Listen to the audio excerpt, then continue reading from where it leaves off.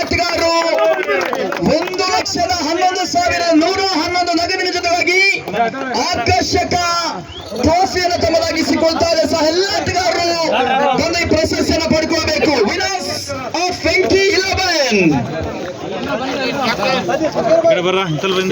ಈ ಕಡೆ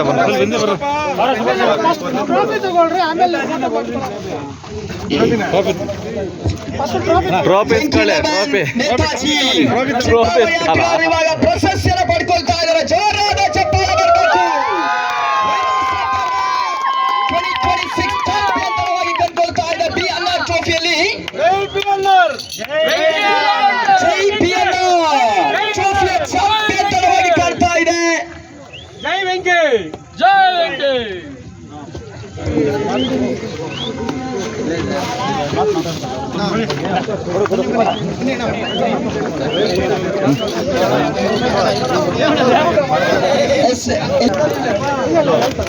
ಬೆಂಕಿ 11 ತಂಡದ ಆಟಗಾರರಾಗಿರ್ತಕ್ಕಂಥ ನಾರಾಯಣ ಸ್ವಾಮಿ ಅವರೊಂದೆರಡು ಮಾತನಾಡಬೇಕಾಗಿ ತಮ್ಮಲ್ಲಿ ಪ್ರೀತಿಯ ವಿನಂತಿಯನ್ನು ಮಾಡಿಕೊಳ್ತಾ ಇದ್ದೇವೆ.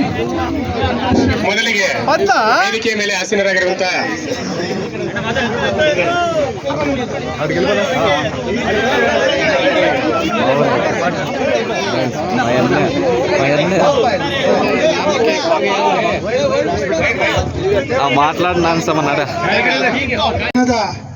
ಟೂರ್ನಿ ಆಯೋಜನೆ ಮಾಡಿ ಯಾವುದೇ ಒಂದು ಗೊಂದಲ ಇಲ್ಲದೆ ತುಂಬ ಅಚ್ಚುಕಟ್ಟಾಗಿ ನಮ್ಮ ವೀಕ್ಷಕ ವಿವರಣೆಯ ನಮ್ಮ ಸ್ನೇಹಿತರು ಹೇಳ್ತಿದ್ರು 4 ದಿನದ ಈ ಒಂದು ಪಂದ್ಯಾವಳಿಗಳನ್ನ ತುಂಬ ಅಚ್ಚುಕಟ್ಟಾಗಿ ಮಾಡಿದ್ದಾರೆ. ನಮ್ಮ ಹಾತಿಕರು ಇರ್ಬೋದು, ಹೆಸರುಗಳು ಪ್ರತಿಯೊಬ್ಬರದ್ದು ಹೇಳೋದು ಕಷ್ಟ ಆಗುತ್ತೆ.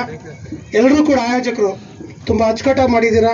ಅದೇ ರೀತಿ ಎಲ್ಲರ ಸಹಕಾರ ನಿಮ್ಗೆ ಸಿಕ್ಕಿದೆ ಅನ್ಕೊಂತ ಹೇಳ್ತಾ ಎಲ್ರಿಗೂ ಒಳ್ಳೆಯದಾಗಲಿ ಅಂತ ಹೇಳ್ತಾ ಏನು ಇಲ್ಲಿ ಕರೆಸಿ ಮಾತಾಡೋದಕ್ಕೆ ಅವಕಾಶ ಕೊಟ್ಟ ಎಲ್ರಿಗೂ ವಂದಿಸ್ತಾ ಇದ್ದೀನಿ. ಜೈ ಹಿಂದ್. Thank you. ವೇದಿಕೆ ಮೇಲೆ ಇರತಕ್ಕಂಥ JDS ಪಕ್ಷ ವ್ಯಕ್ತಿಗಳಿಗೆ ನಮ್ಮ ಅಭಿನಂದನೆಗಳನ್ನು ತಿಳಿಸ್ತಾ ಇದ್ದೀವಿ.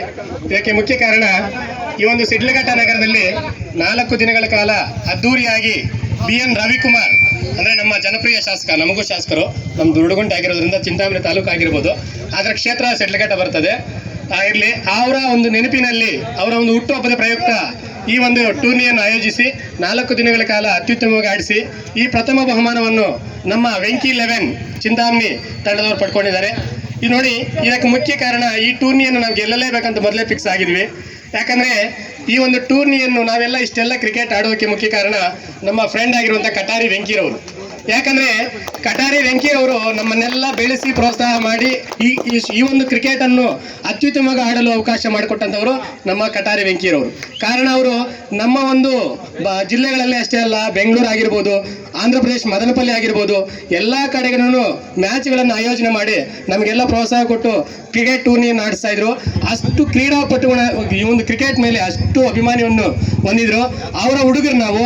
ಅದಕ್ಕಾಗಿ ಅವರ ಒಂದು ನೆನಪಿನಲ್ಲಿ ಇವತ್ತು ವೆಂಕಿ 11 ಅಂತ ಹೇಳ್ಬಿಟ್ಟು ಈ ಒಂದು ಸಿಡ್ಲಘಟ್ಟ ನಗರದಲ್ಲಿ ಮೊದಲೇ ನಮ್ಮ ನೇತಾಜಿ ತಂಡ ಯಾವುದೇ ಪ್ರಶಸ್ತಿಯನ್ನು ಗೆದ್ದಿರಲಿಲ್ಲ. ಕಂಟಿನ್ಯೂ ಆಗಿ ಚಿಕ್ಕಬಳ್ಳಾಪುರದಲ್ಲಿ ಎಲ್ಲ ಒಂದು ಪ್ರಶಸ್ತಿಗಳನ್ನು ಗೆದ್ಕೊಂಡು ಬರ್ತಾ ಇದ್ವಿ.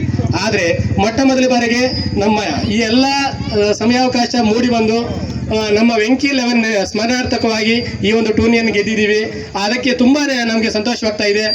ಈ ಒಂದು ಟೂರ್ನಿಯನ್ನು, ಈ ಪ್ರಶಸ್ತಿಯನ್ನು ಮತ್ತು ಈ ಒಂದು ಗೌರವವನ್ನು ನಾವೆಲ್ಲ ವೆಂಕಿಗೆ ಅರ್ಪಿಸ್ತಾ ಇದ್ದೀವಿ ನಾವು.